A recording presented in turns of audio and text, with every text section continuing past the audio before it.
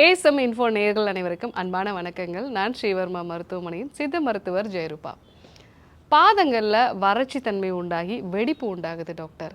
இதுக்காக நிறைய க்ரீம்ஸ் எல்லாம் நான் அப்ளை பண்ணுறேன். அப்பப்போ நான் கால்களுக்கான ஒரு மசாஜ்லாம் கூட பண்ணுறேன். ஆனாலும் இது சரியாக மாட்டேங்குது அப்படின்னா, இந்த பாதம் அப்படிங்கிறது நம்ம உடம்போட ஒரு மேப் மாதிரி. உடம்புக்குள்ளே ஏதாவது ஒரு பிரச்சனை இருந்தது அப்படின்னா அது பாதத்திலையும் ஒரு அறிகுறியாக வெளிப்படும். அதில் மிக முக்கியமானதான் இந்த பித்த வெடிப்பு அப்படிங்கிறது. தொடர்ந்து பித்த வெடிப்பு இருக்கிறவங்களுக்கு தைராய்டு கூட ஒரு மிக முக்கியமான காரணமாக இருக்கலாம். இல்லை உங்கள் உடம்புல சர்க்கரை ப்ராப்பராக பேலன்ஸ்டாக இல்லை, இன்சுலின் ரெசிஸ்டன்ஸ் இருக்கிறதுக்கு வாய்ப்புகள் இருக்குது. மூன்றாவதாக கல்லீரலில் பாதிப்பு இருந்தாலும் பாதம் ரொம்ப வறட்சியாகும். சித்த மருத்துவத்தில் இது உடம்புல பித்தம் அதிகரிக்கிறதுனால வரக்கூடிய ஒரு நோய் அப்படிங்கிறதுனால தான் பித்த வெடிப்புன்னே சொல்லுவோம். ஸோ பித்தத்தை குறைக்கக்கூடிய விஷயங்களை ஃபாலோ பண்ணோம் அப்படின்னா, க்ரீம் தடவுறது உங்களுக்கு யூஸ்ஃபுல்லாக இல்லாத சமயங்களில் பித்தத்தை குறைக்கும் பொழுது தான் முழுமையாக சரியாகும். தைராய்டு சம்மந்தமான பிரச்சனை இருக்கிறவங்களுக்கு அந்த தைராய்டை நம்ம பாடியோட ஒரு ஜென்ரேட்டர்னு நம்ம சொல்லலாம். பாடியில் இருக்கக்கூடிய 400 வகையான என்சைம்ஸை இது கட்டுப்படுத்தக்கூடியது. ஸோ உங்கள் பாதங்களில் வியர்வை சுரப்பியும் இதுதான் கண்ட்ரோல் பண்ணும். ஸோ வியர்வை சரியாக வரல அப்படின்னா பாதங்களுக்கு தேவையான அந்த நீர்ச்சத்து கிடைக்காது. அதனால தான் தைராய்டு பிரச்சனை இருக்கிறவங்களுக்கு ரொம்ப ஈஸியாக பாதங்களில் வறட்சி உண்டாகி வெடிப்பு உண்டாகுது. அதே போல் தைராய்டு பிரச்சனை இருக்கிறவங்களுக்கு நீங்கள் சாப்பிடக்கூடிய உணவுலேருந்து புரோட்டீனை உட்கிரகிக்க முடியாது. அந்த புரோட்டீன் சரியான அளவு கிடைக்கல அப்படின்னா தோலுக்கு தேவையான அந்த சத்துக்கள் கிடைக்காததுனால தான் நிறைய பேருக்கு பாதங்களில் வறட்சி உண்டாகுது. அதனால் தொடர்ந்து பாதங்களில் வறட்சி தன்மை இருக்குது அப்படின்னா உங்கள் தைராய்டை செக் பண்ணி பாருங்கள். தைராய்டெலாம் ஓரளவுக்கு நார்மலாக தான் டாக்டர் இருக்குது அப்படின்னா நான் சொல்லக்கூடிய இந்த அறிகுறிகள்லாம் இருக்காங்கிறத பாருங்கள். அதீதமான டயர்ட்னஸ்ஸு, 10 மணி நேரம் தூங்கினா கூட இன்னும் கூட தூங்கணும் போல் ஒரு டயர்ட்னஸ் இருக்கிறது, ஸ்கின்னு எப்போவுமே ட்ரையாக இருக்கிறது, முடி கொட்டுறது, இல்லை முடி ரொம்ப வறட்சியாகி தின்னாகிறது, நல்லா தடிமனாக இல்லாமல் ரொம்ப தின்னாயிடுறது, இந்த மாதிரியான அறிகுறிகள். இது கூட உடம்பு கொஞ்சம் கொஞ்சமாக வெயிட் இன்க்ரீஸ் ஆகிறது. பெண்களாக இருந்தாங்கன்னா மாதவிடாய் கோளாறுகள், ஆண்களாக இருந்தாங்க அப்படின்னா ஆண் தன்மையில் குறைபாடு, இந்த மாதிரியான அறிகுறிகள்லாம் இருக்குது. கொஞ்சம் மன அழுத்தமும் இருக்குது. இது கூட பாதங்களில் வறட்சி தன்மை இருக்குது அப்படின்னா தைராய்டு உங்களுக்கு நார்மலாக இருந்தாலும் கூட உங்களுடைய தைராய்டோட செயல்பாடுகள் கம்மியாக ஆகுது. இதை நீங்கள் இப்போவே சரி பண்ணலைன்னா நாளடைவில் நீங்கள் தைராய்டு நோயாளியாக மாறலாம் அப்படிங்கிறத தெரிஞ்சுக்கலாம். ஸோ பாத வறட்சிங்கிறத சாதாரண ஒரு விஷயமா எடுத்துக்காதீங்க. இது தைராய்டோட மிக முக்கியமான அறிகுறியாக இருக்கலாம். இந்த மாதிரியெல்லாம் எனக்கு ப்ராப்ளம் இல்லை டாக்டர் அப்படின்னு சொல்கிறவங்க அடுத்ததாக உங்களுடைய சர்க்கரையில் ஏதாவது பாதிப்பு இருக்காங்கிறத பாருங்கள். ஏன்னா சர்க்கரை நோயாளிகளுக்கும் பாதங்களுக்கு வரக்கூடிய நரம்புகள், இந்த நரம்புகளுக்கு தேவையான இரத்த ஓட்டம் சரியாக இருக்காது. அப்போது பாதங்கள்லேயும் வியர்வையோ இல்லை எண்ணெய் பசையோ உருவாகாது. இதனாலேயும் உங்களுக்கு பாதங்களில் வெடிப்பு வரலாம்.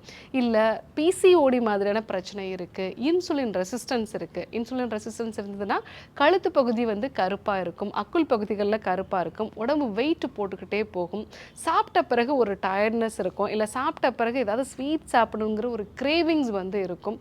மேக்ஸிமம் காலை நேரங்களில் நீங்கள் பெரும்பாலும் உணவை எடுத்துக்க மாட்டீங்க. ஈவினிங் ஆக ஆக நிறைய ஜங்க் ஃபுட் எடுத்துக்கணுங்கிற கிரேவிங்ஸ் இருக்கும். இதெல்லாமே இன்சுலின் ரெசிஸ்டன்ஸோட மிக முக்கியமான அறிகுறிகள். இந்த அறிகுறிகளோட உங்களுக்கு பாத வறட்சியும் இருக்குது அப்படின்னா இன்சுலின் ரெசிஸ்டன்ஸோட மிக முக்கியமான ஒரு அறிகுறியாக நம்ம எடுத்துக்கலாம். ஸோ அந்த மாதிரியான சமயங்களில் உங்களுடைய சர்க்கரை அளவை குறைக்கிறது, நல்ல இரவு தூக்கம் இருக்கிற மாதிரி பார்த்துக்கிறது, இதெல்லாம் நீங்கள் ஃபாலோ பண்ண வேண்டியது அவசியம். டாக்டர் எனக்கு சர்க்கரைலாம் நார்மலாக இருக்குது, நீங்கள் சொன்ன இந்த அறிகுறிகள்லாம் எனக்கு கிடையாது, என்னுடைய தைராய்டும் நார்மலாக தான் இருக்குதுன்னு சொல்கிறவங்க கல்லீரல் சம்பந்தமான பிரச்சனையும் பாதத்தில் தெரியும். இன்றைக்கி நிறைய பேருக்கு இந்த ஒரு விஷயத்தை தான் நம்ம பார்க்குறோம்.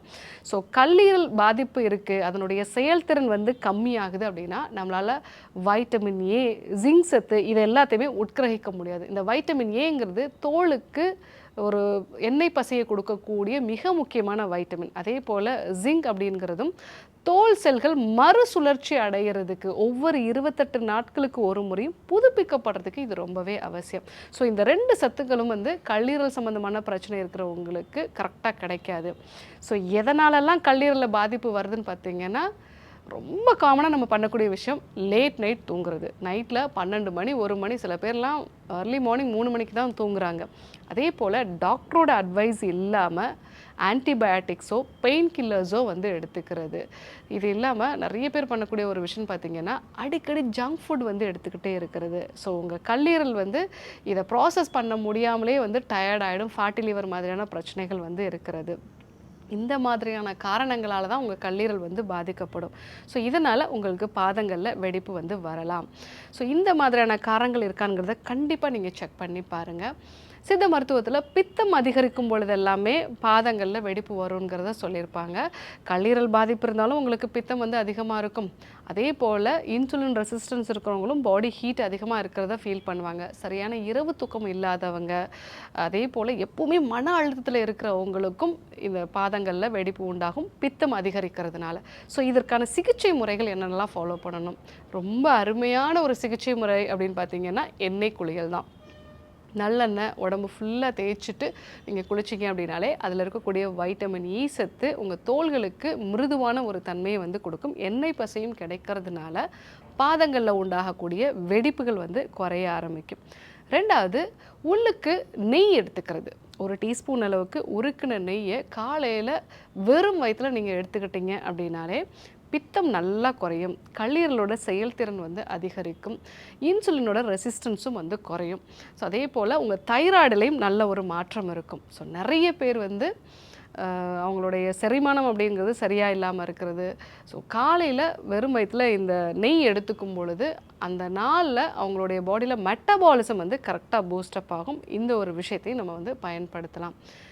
எக்ஸ்டர்னலாக மருதோன்றி, இந்த மருதோன்றியோட மஞ்சள், அது கூட வந்து தேங்காயோட அந்த எண்ணெய் இல்லைன்னா நெய், இதை வந்து சேர்த்து நல்லா அரைச்சிட்டு எக்ஸ்டர்னலாக நம்ம தொடர்ந்து அப்ளை பண்ணிட்டு வரலாம். மருதோன்றி அப்படிங்கிறது பித்தத்தை குறைக்கக்கூடியது, கண்களுக்கு நல்ல ஒரு குளிர்ச்சியை வந்து கொடுக்கும். இதையும் வந்து நம்ம பயன்படுத்தலாம். டாக்டர் இதெல்லாம் நான் வந்து ஃபாலோ பண்ணிட்டேன், எனக்கு மருந்தாக ஏதாவது சொல்லுங்கள் அப்படின்னு சொன்னீங்கன்னா, சித்த மருத்துவத்தில் கிளிஞ்சல் மெழுகு அப்படிங்கிறது கிடைக்கும். அதாவது கடலில் கிடைக்கக்கூடிய இந்த கிளிஞ்சலை வந்து எலுமிச்சை பழ சாற்றில், நெல்லிக்காய் சாற்றில் ஊற வச்சு ப்ரிப்பேர் பண்ணக்கூடிய ஒரு மெழுகு. ஸோ இதை நம்ம வந்து பயன்படுத்தும் போது பாதங்களில் உண்டாகக்கூடிய வெடிப்பு வந்து குறைய ஆரம்பிக்கும். பித்த வெடிப்பு அப்படிங்கிறத நம்ம சாதாரண விஷயமா எடுத்துக்கக்கூடாது. இது தைராய்டு மாதிரியான ஒரு பிரச்சனையோட அறிகுறியாவோ, இல்லை உங்கள் உடம்புல சர்க்கரை உண்டாகி இருக்குது, இல்லை வந்து இன்சுலின் ரெசிஸ்டன்ஸ் இருக்குது, அதனோட ஒரு அறிகுறியாவோ இருக்கலாம், இல்லை உங்களுடைய கல்லீரல் பாதிப்போட மிக முக்கியமான ஒரு அறிகுறியாக இருக்கலாம். ஸோ அந்த மாதிரி நிலைகளில் வெறும் க்ரீம் மட்டும் தடவாமல் நான் சொன்ன இந்த விஷயங்களையும் வந்து ஃபாலோ பண்ணுங்கள். முக்கியமாக உங்கள் உடம்புல இருக்கக்கூடிய பித்தத்தை சமநிலைக்கு கொண்டு வர முடியுமாங்கிறத பாருங்கள். ஸோ இன்றைக்கி பித்த வெடிப்பு அப்படிங்கிறது எதனால் உருவாகுது, அதற்கான நம்ம இது நாள் வரைக்கும் தெரிஞ்சிக்காத நிறைய விஷயங்களை வந்து தெரிஞ்சுக்கிட்டோம். ஸோ பித்த வெடிப்பு அப்படிங்கிறதுக்கு நீங்கள் வெறும் க்ரீம் மட்டும் யூஸ் பண்ணுறது பத்தாது. ஸோ உங்களுக்கு எந்தெந்த சூழ்நிலையெல்லாம் பித்த வெடிப்பு வருது அப்படிங்கிறத பாருங்கள். அந்த சமயங்களில் நீங்கள் என்ன யூஸ் பண்ணீங்க, உங்களுக்கு அது எப்படி பலன் கொடுத்துச்சு, இல்லை அதுக்கு எனக்கு பலனே கொடுக்கல டாக்டர், நீங்கள் சொன்ன இந்த விஷயத்தோடு அது கோரிலேட் ஆகுது, தைராய்டோட கோரிலேட் ஆகுது, இல்லை எனக்கு வந்து இன்சுலின் ரெசிஸ்டன்ஸோட இது கோரிலேட் ஆகுது. ஸோ அந்த மாதிரியான விஷயங்கள் இருந்ததுன்னா கமெண்ட்ஸில் சொல்லுங்கள்.